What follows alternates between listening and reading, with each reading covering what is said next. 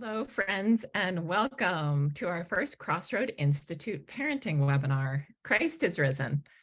My name is Anne Mitsako-Spezarides. I'm the Executive Director of CrossRoad Institute, in addition to being the Director of the Office of Vocation and Ministry at Helena College Holy Cross, where I also teach youth and young adult ministry.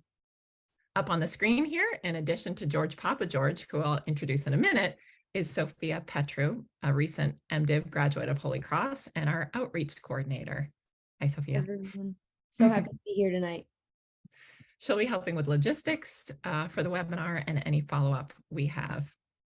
Many of you know of CrossRoad Institute through our 10-day summer program for high school juniors and seniors. And indeed, on the registration list, I saw not only parents of our alumni of that program, but also alumni of that program who are now parents. Oh, yay. Welcome. So awesome. We are so glad you're here. And as exciting to us is that there are dozens and dozens of folks we don't know, and we are thrilled to welcome you. So CrossRoad Institute is bigger than our summer program. We provide education, programming, and experiences for youth, young adults, parishes, parents, priests, and leaders. Our mission is sort of an expansive one from CrossRoad Institute to inspire and fuel young people to embrace the Orthodox Christian faith and lead lives of transformative purpose in Christ. Our vision is that Orthodox Christian parishes become overflowing with young people who humbly and boldly love God and their neighbor for the life of the world. Of all the things we're working on in the office, I want to let you know tonight about 3, just briefly, before we move into our amazing presentation with George. First of all, if you know of any high school juniors or seniors, please pass along the word that we have a few remaining openings in our summer sessions in both Chicago and San Francisco. It's a 10-day program for high school juniors and seniors that deepens the work that parishes and parents have been doing to raise kids with a profound sense of life purpose as it connects with faith. You can find more on that at crossroadinstitute.org. Reach out to us. We'd love to share more with you about it. Also wanted to let you know that CrossRoad Institute helps parishes welcome and love young adults through our initiative called the Tell Us Project. If the idea excites you of getting young adults in their 20s energized to reinvigorate young adult ministry in your parish, reach out. We love helping parishes grow through the ways in which they welcome and love young adults who so badly need everything our church has to offer. And finally, if you find you are dying for more learning with George Papageorge, which I know I am, after this webinar, we have a 4-part course available where there will be more discussion and interaction with George and other parents around 4 great topics: how kids are wired, the battleground of the mind, communication that connects, and authentic faith. You can find the links for all of these in the chat. Thank you, Sophia. So now on to our main event. We were overwhelmed by the interest in this topic, and you logged dozens of questions as you registered. Here are some of them. How can I help my kids open up to me about sensitive matters? How do you connect with a non-talkative teen? What are some ways we can check in with our children's inner emotional lives without them feeling we are being intrusive, controlling, or mistrusting? How do we help young adult children dealing with things when they're living far away? Could you offer any advice to parents who are themselves struggling emotionally? Before I turn you over to George, let me introduce him. George is a licensed marriage and family therapist with a private practice in Pleasanton, California. For over 40 years, he's worked directly with young people and offered empathy-based therapy for individuals, couples, and families. He served as a parent educator in public school districts through the San Francisco Bay Area and as a professor of family therapy at Santa Clara University. George has a BA in psychology and biblical literature, has done graduate work in New Testament Greek at Simpson University, and has an MA in marriage and family therapy from Azusa Pacific University. George is also completing his 5th year as director of the Family Wellness Ministry of the Metropolis of San Francisco of the Greek Orthodox Archdiocese. he and his vibrant team assist Orthodox parishes in family ministry by offering workshops and consultation in areas of marriage, parenting, addiction, spiritual formation, and mental health. Shout out from us to the Family Wellness Ministry. If you don't know their work, they are amazing. They have some amazing resources. George is a highly sought out workshop speaker, integrating the sensible psychological principles with the richness of the Orthodox faith. George and his wife, Kim, have 2 adult children, Olivia and Petros. I got a chance to know George when he served last summer as a speaker at CrossRoad San Francisco. George is just so gifted at talking to high school juniors and seniors. Send your teens to CrossRoad San Francisco just so that they can learn from George. One of the kids last year said of George, "You answered questions I didn't even know I had." So good, so good. Yeah. As I got to know George, we both recognized we felt like we'd known each other forever. And this is because we realized we both had Father Tom Hocko as a teacher. And so we have this common roots in the way we think about faith and the church and life. So time to turn it over to George. To do so, I'll finish this intro with a quote from a wonderful human from California who is registered for tonight and who said in her comments, "Thank you for offering this session. George has impacted so many lives and we're so grateful to continue to learn from him." Cool. So George, thank you for sharing your time with us. Fantastic. Very gracious introduction. I appreciate that. And I want to start out really, I mean, I'm honored, here we're on devices here, but honestly, there's a bunch of you out there. I'm excited that we could connect and get to know one another. I want to start with actually a little bit of therapy advice from a guy maybe you've heard of. He's like the expert in marriage studies. And now he's done some work in parenting, Dr. John Gottman out of the University of Washington. And he says something very profound, because he says that when your heart rate, so if we take a pulse, when your heart rate goes over 100 beats per minute, everything you learn in therapy, everything you learn in sermons, and everything you learn in this webinar will go out the window. Okay, so I'm going to just start with real life, that when our heart rate exceeds 100 beats per minute. So what I thought I would do just to start us off, because that really kind of ties our title and our topic together, how to help our kids when they feel empty or anxious. Because very often when they feel anxious, we get very anxious. And then when we get very anxious, they certainly won't know how to do anything other than be anxious. So there is kind of a, we have intentions of love, but the spiral goes up because our heart rate keeps going up. I actually wanted to start with just that fact, that piece of awareness. But also when I reread The Way of the Pilgrim, that great author unknown book from the countryside of Russia in the 1800s, about the guy that wandered the countryside to search out prayer without ceasing, and he discovered Jesus prayer. And I didn't see this the first time. I found this the second time I read it. And what he said was, and I want you guys to do it with me for just a minute, less than a minute probably, is find your heart rate, like if you can do that right on your wrist. And see if you can get the pulse going. So what he recommends is we do one word, sometimes two. It's going to be Lord Jesus Christ, have mercy on me, on your heart rate. Okay, I'm going to just do it 5 times just to get us connected for the essential part, which is we actually want to know how to be in touch with when we're going up or getting even keel again, and certainly integrating our faith in it. So it's this way. So find your heart rate if you would. And I'm the speaker, so mine's a little higher than yours. So mine would be this: Lord Jesus Christ, have mercy on me. I'm going to do it 10 times. Lord Jesus Christ, have mercy on me. Lord Jesus Christ, have mercy on me. Lord Jesus Christ, have mercy on me. Lord Jesus Christ, have mercy on me. Lord Jesus Christ, have mercy on me.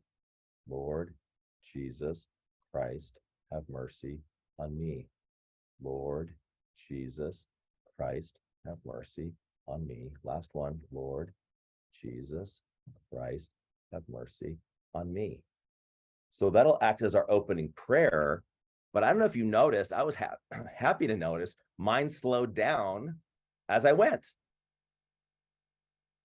So that's just right off the bat. I want us to consider that in our prayer practice, but particularly when it comes to parenting, so that we have just every day as needed a way to connect with the Lord, be in touch with how prepared we are to step into a time when our kids are having difficulty, and that we don't escalate with them, but that we have a manner of our own personal prayer practice to lower our heart rate to a place that we can help them in their time of need, which will then connect us to what kind of parenting style. We're going to look at some in a few minutes, some of which are driven by a high heart rate.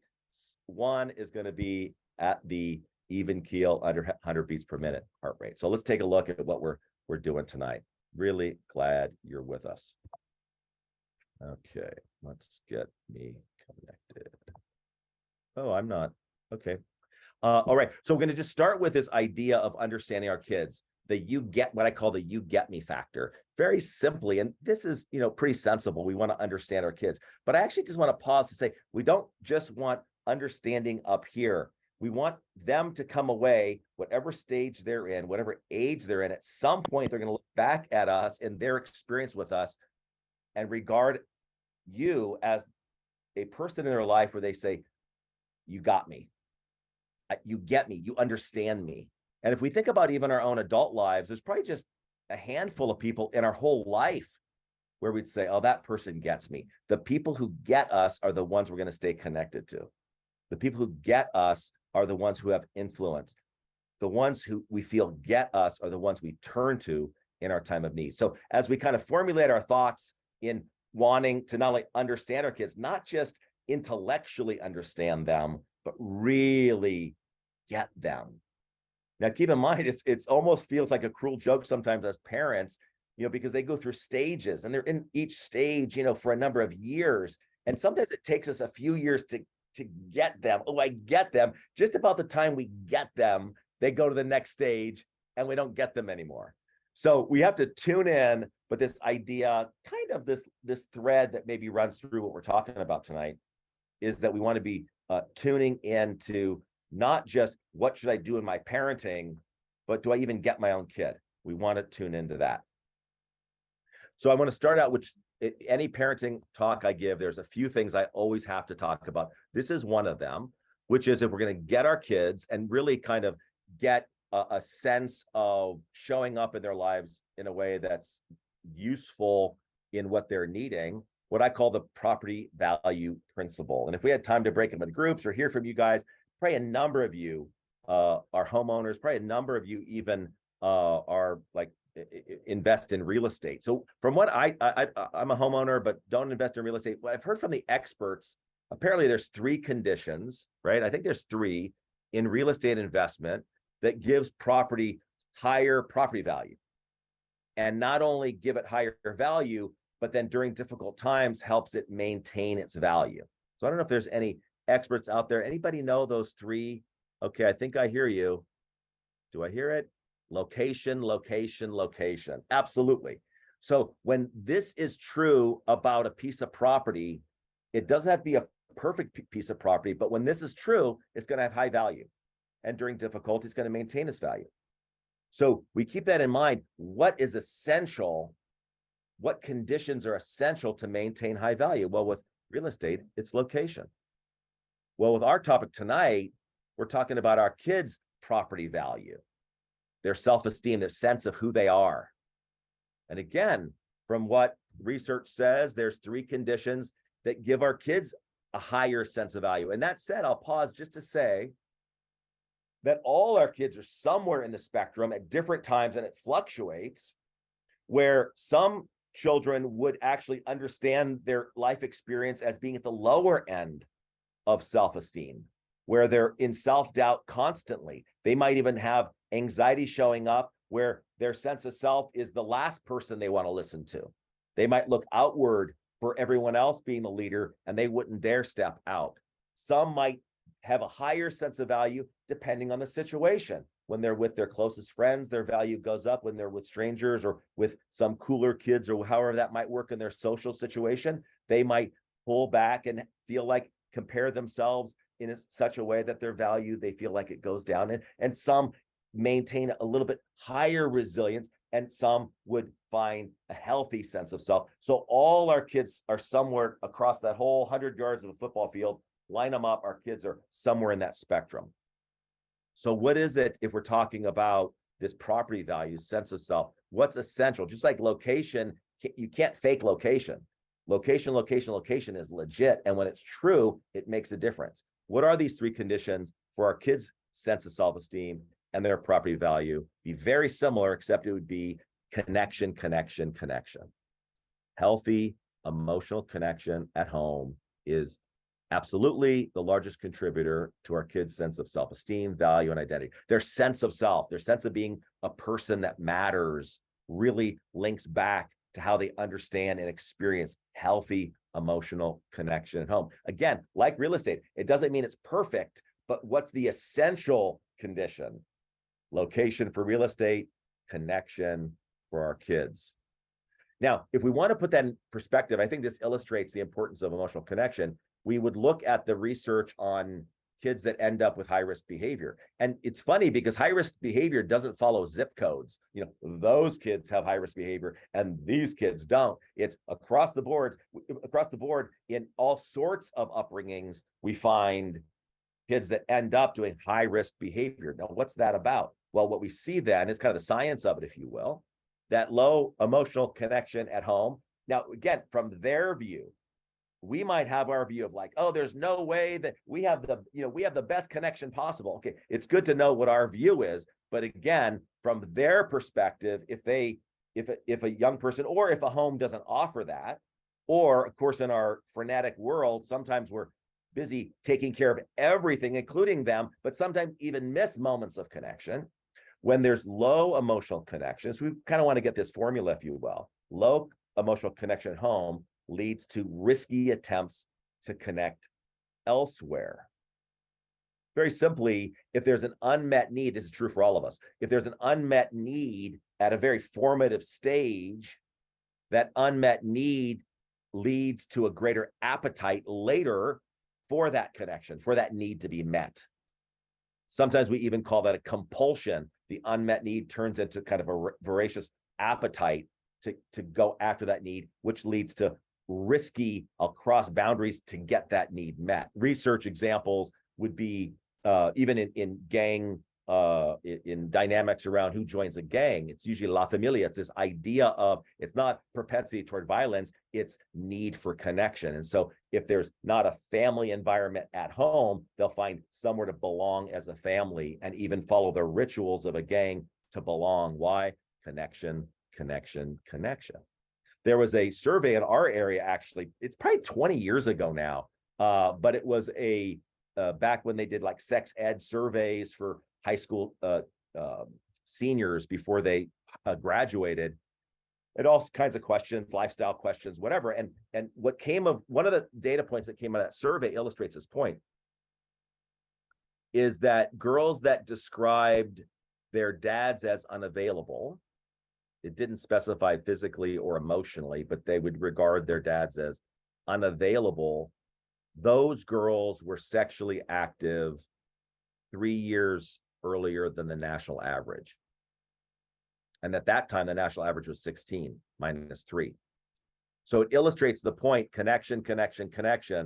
And if the fundamental needs aren't met on the you matter, I'm here, it's unconditional, it's solid, I'm not going anywhere, you're loved no matter what, that kind of emotion, a safe environment, emotionally, you're allowed to be you, and we want to understand each other, and it's not about judgment and rigidity. In that young person, they'd get enough connection needs met that they don't have to get risky. But when those needs aren't met, it's not about them looking for risk, it's about them looking for connection. And so we see that with that connection also comes this almost settled sense on the inside. Our next series is going to be called, parenting from the inside out, and tonight we're taking a look at this right now. In the next couple of minutes, we're looking at what's going on in here, because if we're going to understand anything about behavior, we've got to understand what's going on in here. And this next point would make it understand the addictive cycle, which would simply be, if it's not settled in here, I'm not going to look for my answers in here. I'm going to look for my answers out there. What that turns into, I'm going to start thinking that I solve my inside problems with outside things. I don't feel okay here, and I take something out here, and now that makes me feel better. That might be vodka. Now vaping's big, marijuana's big. All sorts of things are accessible, let alone pornography. Kids are coming across that, of course, through all the crazy internet. And they're finding this idea that I wasn't feeling okay until I got that good feeling from that outside source. It turns into addiction, and addiction at a young age. I mean, they're rendered powerless. So we just want to appreciate this idea that the foundational part of what we do is around connection and how we show up emotionally to allow that to be a safe day-to-day experience. We could say it this way: emotional connection we could use as an organizing principle. So if the internet went out and I had to say bye right now, you had nothing else to work with, and you used what you do and how you do it, organized around connection, we'd say, well, how I talk to my child, does it cultivate connection? How I deal with morning rituals, does it cultivate connection? How we do vacations, does it cultivate connection? How me and the spouse get along, does it cultivate connection? How I'm dealing with the siblings and different talents and so on that vary from kid to kid, does it cultivate? Whatever we do, does it cultivate connection? Sometimes we might even find that we have the right idea, the right goals, but how we go about it actually might compromise connection. So if nothing else, what we're doing and how we do it, does it cultivate connection? Some of you asking about teenagers and so on, this is where it comes to roost, because this is where teenagers start changing in their view of things. But one of the things is they won't open up where they don't feel connected. So we just want to keep that in mind. So I want us to take a look at, and again, if I had to pick one slide, boy, I think I'd pick this one. In fact, one of the mini courses, I think the second one is called The Battlefield of the Mind. And we unpack this totally. I've been doing this for some decades now. And in this last 10 or 15 years, this issue around what I call the two P words that the kids mix up, person and performance. What I want to say about that simply is what is happening. I joke about it, but kind of in a moaning sort of way, that where I say it must be in the drinking water, because what's happening in youth culture today is that young people understand their worthiness. Like if they're a somebody or a nobody. Very often young people think it's one or the other. They don't understand in between. Cognitively, they're just barely getting to understand in between. But if they're a somebody or nobody, what's happening today is that they attribute being a somebody almost solely to performance. SAT scores, what's going on with my track toward college, what I do in sports, what I did in algebra, how many APs classes I have, what other people think of me, all kinds of performance dominating their sense of who they are. Sometimes when I talk to young people and I'll kind of catch them off guard, I'll say, do you know that you're a person? What does that mean for you? And they're like, they're wondering how do I even talk about being a person? They're so stressed out in believing that they are defined by their latest grade, their latest social situation, or their latest encounter with us parents. And so this idea of person versus performance, this creates a big mix-up. And so what happens is a lot of mood disorders, and this is why we have empty and anxious. Fundamentally, they're believing that who they are really does depend on how high performing they are. And they don't have a sense of appreciating what I call the thumbprint of God. That sense of what's in them is beautiful and who they are is beautiful. Now let's keep that in mind, because their performance often is what they do 80% of their day. And we do care about their grades, and we do go to their games and all these kinds of things. We want to be mindful that we're not almost investing so much in their performance such that they get mixed up, and they do get mixed up, thinking that their worthiness depends on that. And so what I call the battlefield of their minds, when I spoke at the Y'all conference in Chicago last year, and I introduced it again in San Diego, and I asked the question of hundreds of young people when they felt like their childhood ended and when they started noticing being stressed out. Very often, this is when they leave their person behind. Prior to that, earlier on, they have a sense of a playground. My life is on a playground. I get to show up. I get to play. I get to be in the present. And that's the beauty of childhood. But what happens is they, in a sense, get chased off the playground onto the battleground. And I was expecting to hear, and I did hear plenty of input that around middle school is when life became a battleground. But what I've been hearing the last couple of Y'all conferences, and we all had to just talk about it, is I was hearing second and third grade as when they went from the playground to the battleground, when they noticed they had to compare with others to figure out how okay they were. And so this is the roots of our anxiety, is this idea that what's in you is not enough, and therefore we fall into this comparison thing. This not enough, as we've come out of this pandemic, the not enough is the virus. I'm not okay is the virus. I don't measure up is the virus. And guess what? Social media is the super spreader. And so we do want, and sometimes we blame the devices almost as if it's causing it. It sort of is, but at the root of it, I don't want us just to slap these things away and not really actually get to the root of how they are with their sense of worthiness and where that comes from. We're going to look at parenting styles in a moment, but we want to get a sense of how I show up. Does that feed their person, or does that just keep moving them along in their performance? Kids get mixed up with shame and guilt. We'll unpack this in the mini course, but this idea of, and they have this totally mixed up.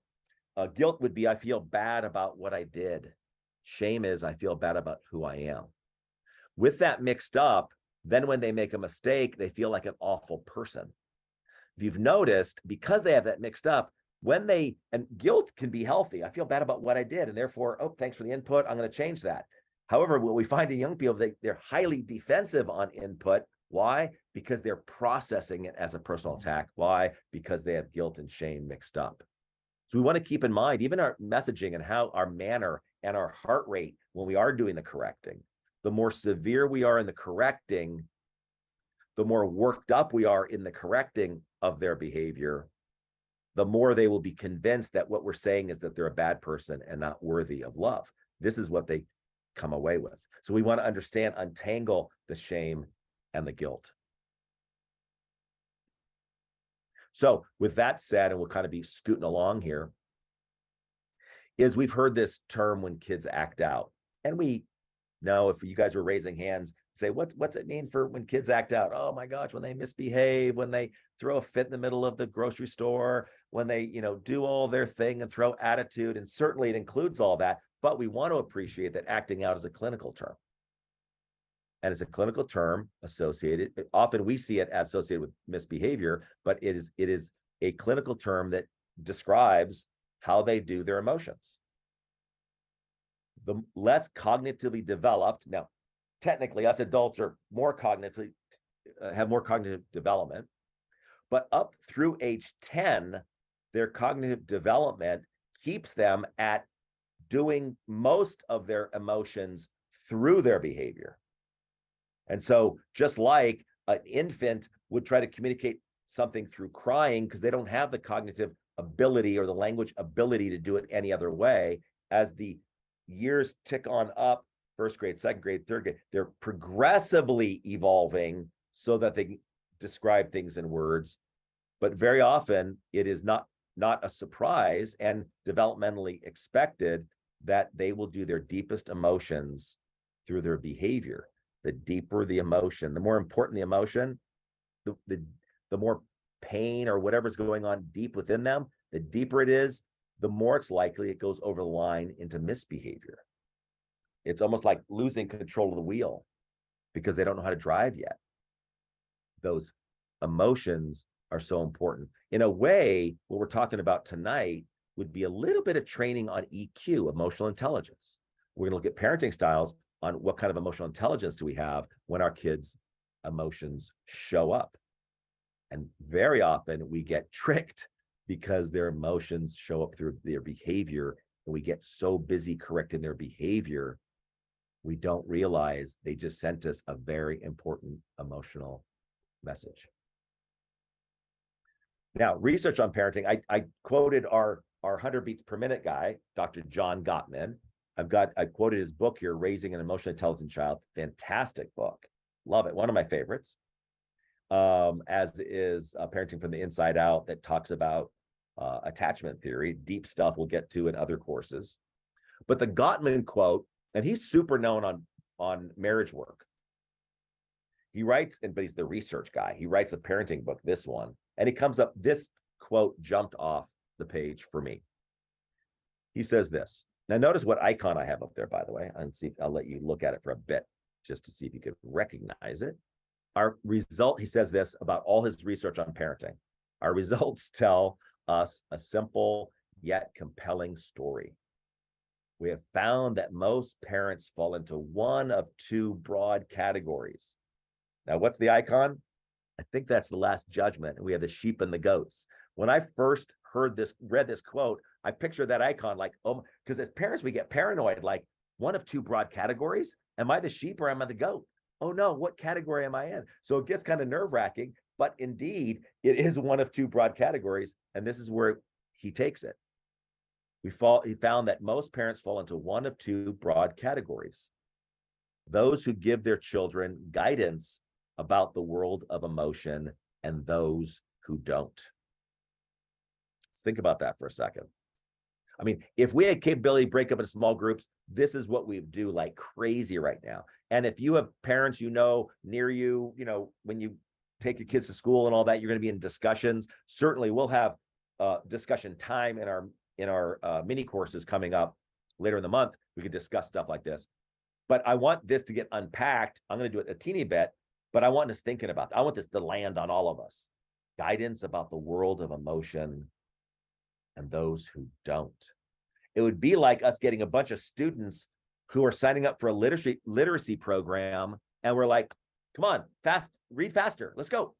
And we're forgetting they don't know how to read. This idea of the world of emotion is like emotional literacy.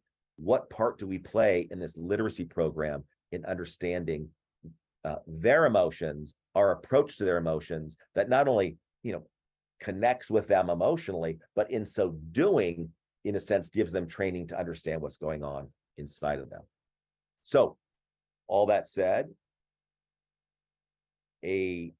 one of my favorite, us Orthodox therapists, there are some quotes from the fathers that are so beautifully therapeutic and psychological and challenging. This is one of them, from St. Isaac the Syrian, 6th century guy.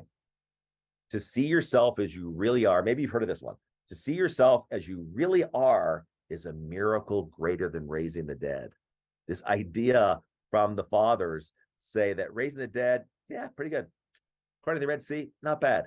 Seeing yourself as you really are, oh my God, that's a huge miracle. This idea of self-reflection is central to our Orthodox phronima, the way we show up to life and in our faith. To really take a look at how am I showing up? Not how do I think I'm showing up, but how do I show up and how do I get experience? This is exactly the target that we're going to spend a few minutes on with our own parenting styles. Because we'd all sign up to say, I think I've got good intentions. I think I kind of know, the things I'd love to see happen in my kids' life. We'd get flying colors on that. But how do we actually show up when it comes down to it day to day? Then we all fall into different parenting styles. Take a look at those. Number 1, the dismissing parent. 2, disapproving parent. 3, laissez-faire parent. 4, the helicopter parent. 5, and we'll land on this one in our conclusion, the emotion coach. Now, when we look at these, we also keep in mind, not only is your home the emotional classroom for your kids, and that what goes on day to day is the curriculum we're offering, just on how that goes. But the home we grew up in was our emotional classroom, whether we liked it or not. And whatever curriculum we got, sometimes that's what sets us up to what we pass on. And so we want to keep that in mind, that in the process of parenting, we start like, revealing what just is not going to make it to the next generation successfully. That was good enough for me. That's all my dad had to do is just look at me. And now we look at our kids, and our kids are like, what are you looking at? And so we realize it doesn't just work because that's what was done to us. So we want to look at these styles. A lot of self-reflection in this. So let's start with the dismissing parent. Now, as we look at it, I'm going to just go through the material. On the one side of the screen in purple over there are the reflection questions that, again, if we had time to unpack it, we'd be discussing all this, but I want you thinking about it. Perhaps you could read it. You could put comments in the chat if you'd like, if you have any answers or questions regarding this. We see what we can get to later. But the bottom line is, on all these styles, what effect does it have? What effect does this style have on children, on my child? If I use this style, what impact on my child? Okay. Again, we could take all these styles, since we talked about emotional connection being so central. What impact does that have on emotional connection? If we want them to be emotionally intelligent, how does the style affect emotional intelligence? And then and we won't be able to unpack this tonight, but I love this kind of reflection. In our style, what impact does this have on our child's view of God? Because our children's notion of God is through the lens of their experience with mom and dad, right? So these styles matter in many ways. So the dismissing parent treats a child's feelings as trivial. I mean, it's just a kid feeling that. Wants a child's negative emotions to disappear quickly. The dismissing parent actually may lack awareness of their own emotions. And so it's going to be hard to have a radar. If I don't have this radar, I'm not going to have that radar on what someone else is feeling. Now look at the theme here. Feels uncomfortable with certain emotions, usually negative emotions. Fearful, anxious, annoyed, hurt, overwhelmed.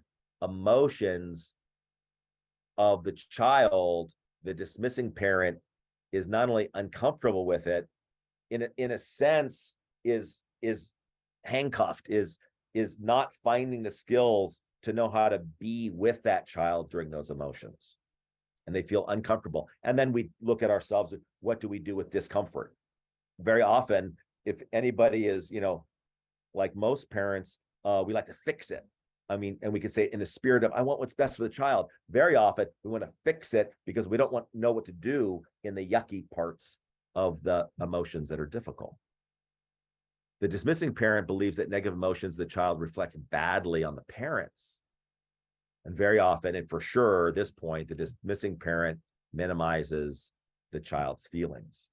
So as we think about these questions I read a moment ago, we'd also take a look at the fact that what's the main impact here? The child of the dismissing parent would absolutely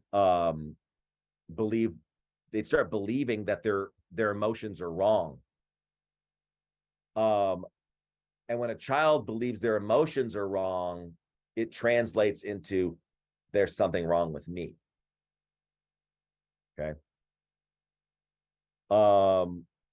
When they believe there's something inherently wrong with them, that's when we're tiptoeing into shame issues. Remember what I said about guilt and shame? Guilt is I feel bad about what I did. Shame is I feel bad about who I am. Very often, children of dismissing parents, as they get later in later childhood, young adulthood, and in their adulthood, they have difficulty regulating their emotions. If we look at it this way, the dismissing parent doesn't come alongside the child to help understand the emotion. Therefore, the child won't learn how to understand the emotion. So now put 20 years on that kid and they have this emotion. They don't know how to understand it. So it'll come flying out in whatever form because they don't have the understanding of how to come alongside their own emotion. So that's the dismissing parent. The disapproving parent kind of speaks for itself, much like the dismissing parent. But the disapproving parent, we definitely would say criticism is a big part of the disapproving parent. Judges and criticizes the child for emotional expression. How could you feel that? Would have phrases like, what's wrong with you? How could you possibly have made that mistake? That kind of tone, that kind of attitude. Disapproving parent believes that negative emotions are unproductive, waste of time. I'll pause right there, because if anything's true about us parents in the last 20 years, I don't know if we merged to the fast lane or if someone bumped us into the fast lane, but we all, I don't know about all, many of us landed in the fast lane trying to do life and have quality and do our stuff and do it all in the fast lane. There's no time for those negative emotions. Oh my God, don't have a meltdown. It's carpool time. And so very often we kind of do whack-a-mole with emotions, and we see it as unproductive or a waste of time. We overfocus on the child's obedience to authority. Believes that the disapproving parent believes that negative emotions reflect bad character traits. Talk about something that's going to lead to shame. And so we see is that we have the whole humanity has a whole spectrum of emotions, positive and negative. Just because it's a negative emotion doesn't make it a bad thing. A negative emotion is a very appropriate for a negative circumstance. We'd be delusional to have a happy emotion with a negative circumstance. And so our kids are needing our help in how we show up, so that when these negative emotions come up, keep in mind though, right? Very often through misbehavior. And so that's when we sometimes do the whack-a-mole thing to stomp out the behavior with no connection to what those emotions meant to the child. Remember the I get you, without creating opportunity to go into their world on what those emotions meant for them in their world. And so much like the dismissing parent, the impact of the children clinically, research would say it would be the same impact that I described before. The thing we would add to that is that it would, in a way, deepen or add more weight to this idea that what is in me is not good enough. And it could lead to self-hate, believing. And then when they get in relationships, they would always defer to, I'll let someone decide what my boundaries are because what's in me isn't capable, or there's something wrong with me. And so, and we'd say the disapproving parent would be heavy on sort of rules and regulations, low on emotional connection. Okay, so those are the first two styles. Now we go to the third style, very different, pendulum swings the other way. This is a laissez-faire parent, kind of relaxed, freely accepts emotional expression from the child. That's pretty good. Offers comfort to the child. Hey, that's pretty good. Offers little guidance to the child. Ooh, not so good. Is permissive and does not set limits. Does not problem solve, is often conflict avoidant. So very often there's a closeness with it laissez-faire parent-child situation early on, and then by the time the child is in double digits, he will rule the roost. He or she will rule the roost. They figure it after a while. Oh, I know how to work this. So the childhood laissez-faire parent very often has poor emotional regulation because they didn't get guidance on that. They don't mix well with others because they could just get away with things without consequence. And also they don't have a sense of boundaries. They don't understand why something was inappropriate. And so we see that, interesting too, the research does say they have trouble concentrating because things are so loosey-goosey, they never formulate the ability to focus. Now, let's go to the helicopter parent. This one is not in the same research as Gottman's that I've been sharing just a moment ago, but this one describes the last 10, 15 years of parents. It came out in all kinds of journals, and even the New York Times came out with a great article. Back around the time, I think my oldest was in high school, they had done a study that said, so for parents a teeny bit older than me, they had said, they had done a study for about, the article was on helicopter parents, and it was the whole idea of we made sure that our kids were so okay. We rescued them so much, as we see here, carry the pain of the child, transfer our unresolved issues on the child, unclear where my boundaries and the child's boundaries begin, fear of failure. The article went on to say that the children of what would be baby boomer parents who became helicopter parents, because we made sure we didn't do it the way the generation before did it. So we hovered and took care of everything, fixed everything, never let them fail. It was the highest freshman dropout rate in college that year, because it was the first time that the parents weren't hovering, making sure they got everything done. And so we see the impact of that. So you kind of get a sense of it. We're going to, for sake of time, we're going to keep moving forward here. But we want to kind of look at, very often children of helicopter parents will have self-doubt. They'll tend to be dependent and not necessarily believe in their own instinct. Now, I'm going to just touch on this, make note of it. I'd love to unpack this again because I teach family therapy. This is a slide right out of graduate school for my students there. But just this idea, I have the mobile there, just to say the family is like a mobile. You tug at one piece and everybody feels it. So please know that whatever's going on in your family, everybody feels it in different ways. This idea of bringing peace, even Saint Seraphim of Sarov says, acquire a spirit of peace. Acquire a peaceful spirit, and thousands around you will be saved. I consider those thousands our kids. Acquire a peaceful spirit. So this idea of immobile is sometimes our families aren't figuring out what to do with our stress, and everyone feels it and it trickles down. With the autonomy and connection, the idea of a healthy family would be that we want to instill autonomy for our kids to be their own people with the balance of being connected. Very often families err in one direction or another. We're so connected. Big Fat Greek Wedding, if you want to watch a documentary on that. And we're so connected. As soon as our children want to do anything on their own, we kind of inadvertently kind of pull them back in. And so we keep that in mind, this balance of their autonomy, emerging person that comes through our children while staying connected. Okay, so as we kind of land the plane here, this is where we're landing, and this is a good place to land. And it's the graphic behind it is actually Jesus and the woman caught in adultery, I believe, in that graphic. Perfect example of this emotion coach style is the Jesus style anyway. So when we go into that style, how do we describe it?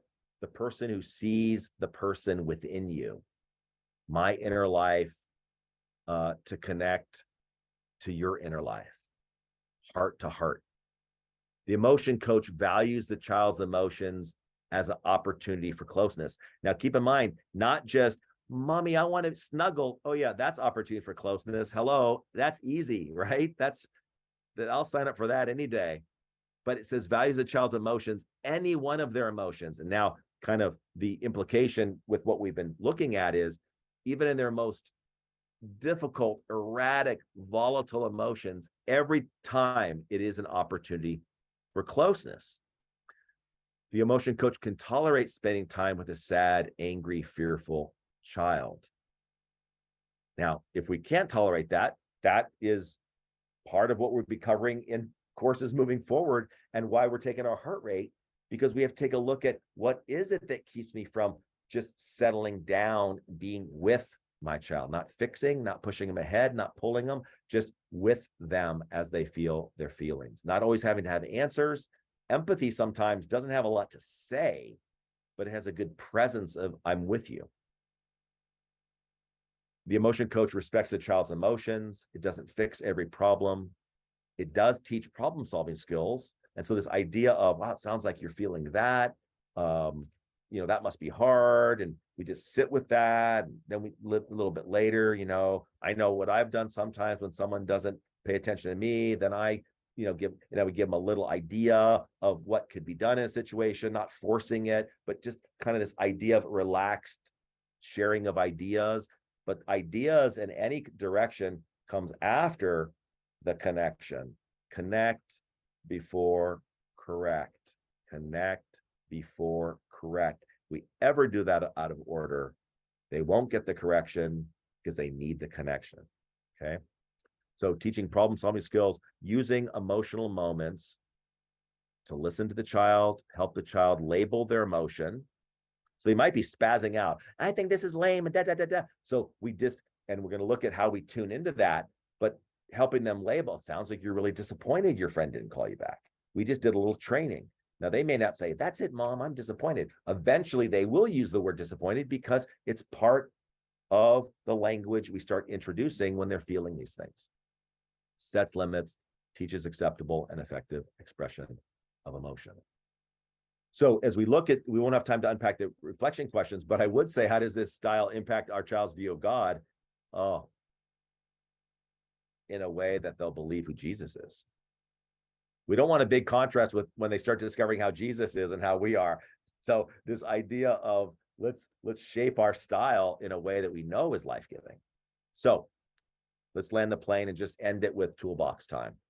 This idea of toolbox time simply is to say, and what do you see there? A stethoscope and a prayer rope. Those are tools. What's the stethoscope? This is what I recommend. Now, the one you're going to have is going to be invisible. They won't know you have it. It's like an emotional stethoscope. So when they're happy times, sad times, spazzed out times, even edgy, off kilter, whatever those times, stethoscope, what are we doing? Now, what we tend to do when they're kind of freaking us out and they start throwing attitude, we want to put the stethoscope to their mouth and start taking every single word literally and take exception to everything. And then make it worse, we'll put it to their mouth and we take it personally just so we could be even more stressed out. I've never met a doctor yet who puts a stethoscope to the patient's mouth. We rattle away to the doctor and the doctor's calm and he listens for what? Boom, boom, boom, boom, boom, boom. The heartbeat. When we listen to the heartbeat, then we start picking up, what is that? Listen for emotional content. Now, let me just say that very simply. What are we listening for? Emotional content. They may be saying that person's lame and I hate middle school and da, da, da, and this and that. All the while we're listening for what emotionally is being shared. It sounds like they're discouraged. Gosh, it sounds like you're discouraged. It sounds like you're bummed out about your science class. Now, notice the punctuation, not comma, but don't you know the world's this way and you better get on the train and you have to be successful. No, not a comma. Sounds like you're feeling really discouraged in your science class. Punctuation, period. Heart rate, breathe. Be with them. Let them know by pausing, by validating their feeling, not adding or subtracting, being with them gives them a sense of, oh, they get me. I think I feel a little better. As we are with them, we are soothing them.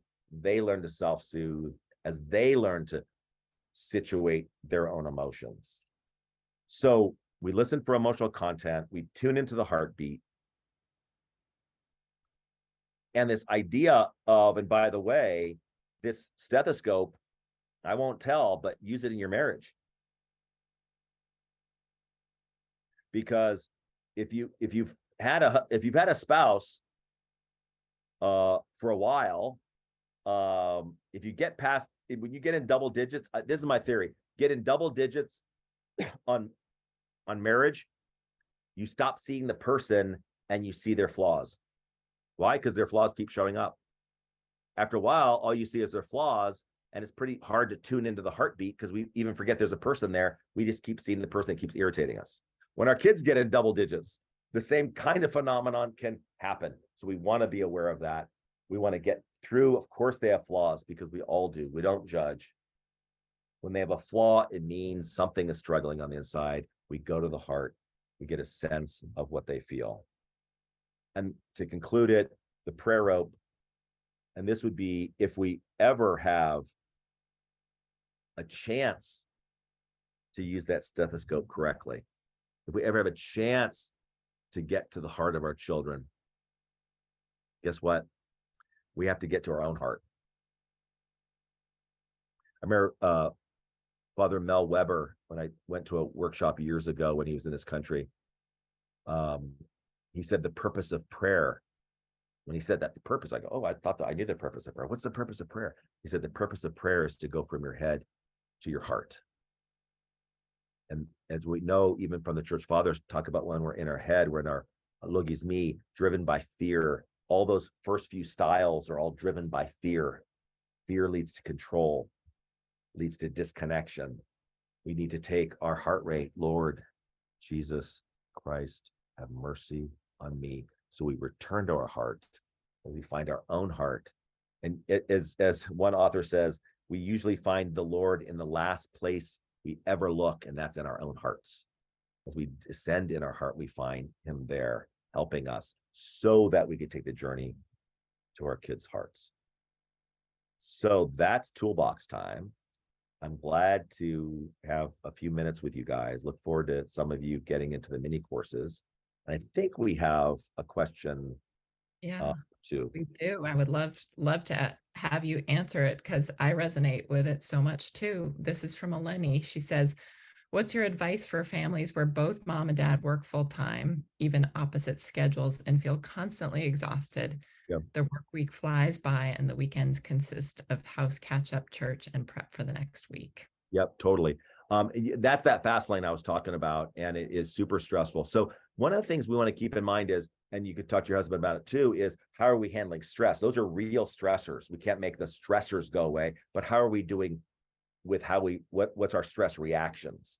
Yeah, we have to do a lot of those things, certainly. Now, this is where tradition, we want to create a little bit of tradition on the connecting as fixtures in the household. So with all that going on, we might have one evening or one overlap where it's going to be Taco Tuesday or whatever it's going to be, and we have great festive time being together. Or if again, circumstances don't work in your favor, you create the opportunity you can, but within that opportunity, you create those beautiful moments. Keep in mind, kids, spell the 4-letter word for love is T-I-M-E and P-L-A-Y. So when that is not afforded to us very much, it's not so much that we have to have a ton of time if that's not the situation. We want to bring a sacredness to the time and the play such that there's this beautiful, like, we get this time together, let's do this. So it's not as much as we want to just plop over as exhausted, and we need to do that when we need to do that, but we need to reserve time to be proactive, to create really a lot of playful time. I don't know the age of the kids, but playful connects, and not being like, okay, we have time together now, go ahead and pour your heart out because we only have 15 minutes, but more of a, what activities in the time that you have do you do with your family that just brings out their free self, bring out that free moment in those times here and there, laugh really hard and deep with that child. And when you have those minimal times, given the circumstances, they're going to look forward. They're going to actually embrace the moments you're able to give. So talk about what are our sacred, playful, as well as connecting times that we can create. If it's one thing you could do in the next 30 days, then do the one thing. Start with what you could start with. Awesome. We have another one. What do you recommend for children of divorce? My children's dad has a very different parenting style, and the kids are all dysregulated when I get them back, a repeating cycle every time they switch homes. Yeah, it's super hard. It should have its own mini course just on that dynamic. I appreciate you asking it.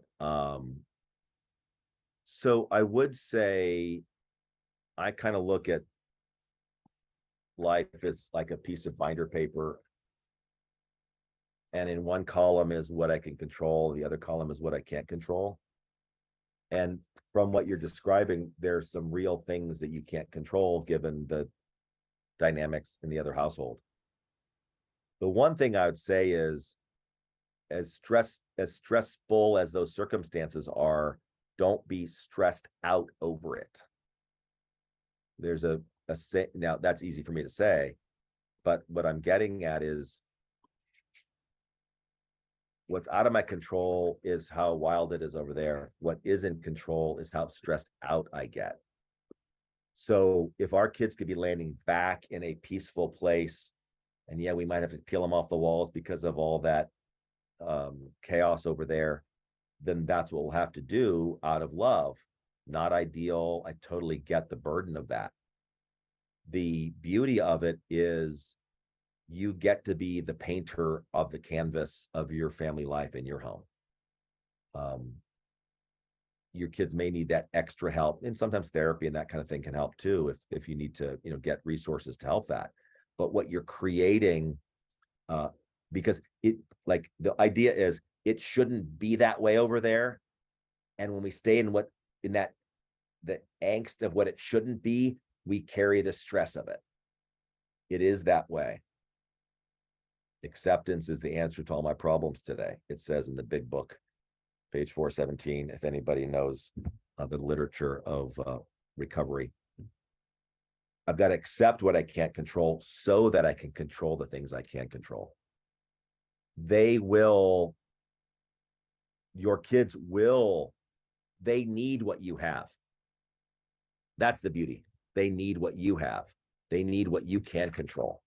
So the special ways in which the peacefulness around, not because the temptation would be like, I can't believe he's doing that again. I can't believe, and he's late again. And it's easy to have the stress over the circumstance.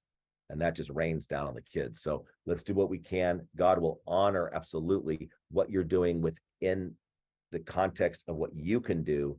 That's the gift you've been given. That's the altar where you get to invite the Lord to say, Lord, help me within this space. Help me not be distracted by what's going on in that space. George, I have another one for you. Yeah. And this actually resonates with a lot of the written in questions. And the question is, what tools do you recommend for our children going off to college next year as they struggle with anxiety? And I just want to piggyback and get you to think even beyond that transition from school. I know there are a lot of parents of young adults on the call when they are no longer physically around and you notice anxiety and that emptiness is skyrocketing, but they're not with you. Yeah. So going to college, not with you, off on their own, not with you. What are the sort of tools? Yeah. Well, so on the screen are two of the tools that will be used even when they move away: the prayer rope and the emotional stethoscope. Because, so I mean, it doesn't. Well, I will say the prayer rope is a big deal because a lot of what goes on in parenting when our kids go away, and then when we know that they're struggling away, talk about feeling powerless. So it does deepen our conviction that our prayer life gets deeper when we pray for things that we feel is out of our control. So let's not lose our sense of that. Also, for the mini courses coming up, I anticipate that I want those also to be spiritual formation for us parents as we go through super interesting topics, but I want it to be spiritual formation because I want us to be super centered in how we access help from above. So I want us to keep that in mind. We do need to understand anxiety. So it's hard for me to answer in super brief way, but I would say, keep in mind, anxiety is an emotion, and very seldom is the emotion just emotional problem. Anxiety comes from a thinking problem. There's usually distorted thinking that so a distorted thought leads to an inflamed emotion. So black and white thinking, like a perfectionist, that's faulty thinking. There's millions of them around, but black and white thinking perfectionist has faulty thinking, and they can't help but get anxious over the fact that if they didn't get the best grade, they think they're the worst. And so part of the process is the young person getting help directly on understanding their own anxiety. They need guidance on how to understand anxiety. I think that age of going to college is a great time for therapy or a good spiritual mentor that understands that there are mechanisms, there's books, there's all kinds of resources, online podcasts to understand what they call cognitive distortion. So we do want to keep in mind, it's like, my kid has anxiety. I believe you, but I could tell you there's probably 2 or 3 very real cognitive thinking, what they call stinking thinking, cognitive distortions they probably had since 7th grade. That's just growing. And it's just that the world's getting bigger, therefore the anxiety is getting bigger. So I would want them to get help. Now, our role of reassurance at a baseline is, you're a great person. I'm with you as a person. I believe in you and the steps you're taking. It's not strange to feel there's some parts of anything new that brings out anxiety. You want to make sure they stay connected to resources around them, possibly OCF, whatever that might be. But that they don't want to be too isolated. But the idea there is when we're limited in what we can do, we keep believing in the person. The anxious young person is the one who believes that what they're about to do makes them good or bad. And they've already had this future thinking going, and I think it's not going to be good, therefore I'm anxious. So I'm even afraid to enter it. We need to help them untangle that, no, who you are as a person is amazing. You're going to go do things. You're going to dip your toe in the water on that major and that dorm, whatever. And that's going to be life experiences. It's almost like, sweetie, I want you to know your life experiences is what you're entering into. Who you are as a person is not in question. And I'm here for you to remind you that who you are as a person. And sometimes even I had this prayer rope on, and I thanked God because my daughter went away to college back in 2016, and she was away 3 states away, and she had some anxiety and all that. Man, this prayer rope, dude, I was all over it like 3 a.m. I never take it off. It lasted 4 years, 2 months, and 2 days, and it fell off in the kitchen after she graduated. I was like, bro, yes, Lord. That prayer rope, it went all 4 years. So this one's for my son. He's a sophomore at Boulder. And so this one I'll keep for at least 4 years and counting. So we do our part, in some ways very limited, but whenever we can remind our young person they are an intact person that is sometimes not believing in themselves, but that's not even the truth. The thing they believe about themselves isn't even accurate. We still believe in that person. So that baseline support of who they are as a person, distinct from what they're actually doing or what new experience they're facing.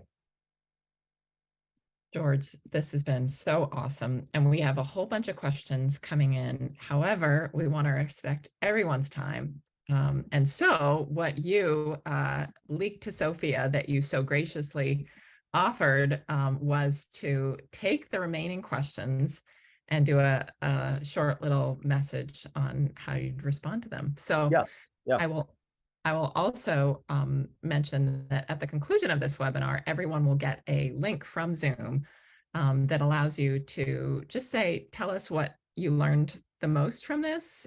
Tell us other things. If you want to ask other questions that please, George, answer this, you can put it there. Also, we just want to hear your bigger questions so that we can better structure mini courses, webinars like this. Exactly. Yeah, and also just that, and I think it's happening tonight, the fact that we can kind of formulate a parent community is awesome. Yes. So like, let's go, Totally. Here we are, So as we do that, as we roll forward, and we'll have opportunity to interact more in future courses, but like we get to be us. Yeah. And we get to work together. And we're not alone. Right. We're not alone. And isolation is not our friend. So let's stay connected. It's awesome. Yeah. So survey coming out. Send us your kids for CrossRoad, some amazing young people who are so inspiring. George will be at CrossRoad San Francisco, some great people at CrossRoad Chicago. If you want to love young adults at your parish, I mean, one of my answers to one of the final questions is, when young adult children can connect into parishes, and then parishes can love young adults and fill in that connection family role. It's so helpful, and that's what we're hoping to coach Telos parishes around. So if you want to do that, and mini course is available. So thank you, George, for your time and your effort with us. We're so grateful. Thanks everybody for being here. Great being with everyone. Thanks. Thank you. Good night. Night.